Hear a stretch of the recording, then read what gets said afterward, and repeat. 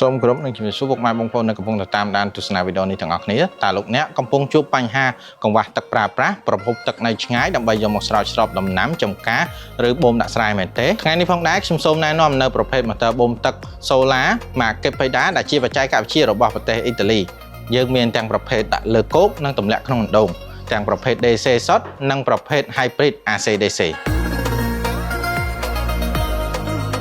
ចំពោះប្រភេទទម្លាក់អណ្ដូងវិញយើងមានប្រភេទ DC សុទ្ធขนาดចាប់ពី250វ៉ាត់រហូតដល់2សេសហើយចំពោះប្រភេទ Hybrid AC DC វិញយើងមានขนาดចាប់ពី1សេសកន្លះរហូតដល់50សេសជាមួយនឹងទំហំសយោចេញជាច្រើនຂนาดនិងបរិមាណទឹកចាប់ពី 2.2 គីបរហូតដល់130ម៉ែត្រគីបក្នុង1ម៉ោង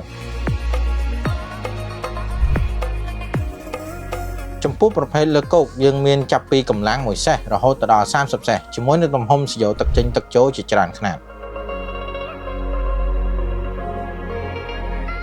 ចំពោះប្រភេទម៉ូទ័របូមទឹកសូឡាម៉ាកគីផេដាពិតជាមានគុណភាពខ្ពស់កម្លាំងខ្លាំងបូមទឹកបានច្រើនស៊ីផ្ទាំងតិចនិងជួយសន្សំសំចៃថវិការបស់លោកអ្នកបានច្រើនស័ក្តិសមសម្រាប់អតិថិជនមិនថាប្រើប្រាស់តាមផ្ទះធ្វើស្រែចម្ការឬដំណាំចម្ការខ្នាតតូចធំនោះទេគឺអាចប្រើប្រាស់បានទាំងអស់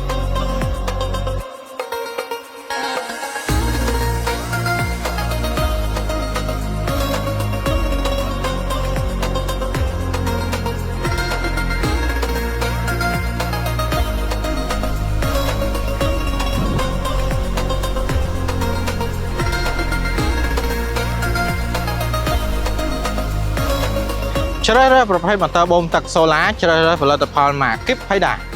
សម្រាប់ប្រភេទម៉ូទ័របូមទឹកសូឡាម៉ាកេផេដាយើងក៏មានការធានាបន្ថែមរយៈពេល1ឆ្នាំទៅលើគ្រឿងបន្លាស់និងរយៈពេល3ឆ្នាំទៅលើសេវាកម្មមិនថាប្រភេទម៉ូទ័របូមទឹកទម្លាក់អណ្ដូងឬដាក់លើគោកនោះទេ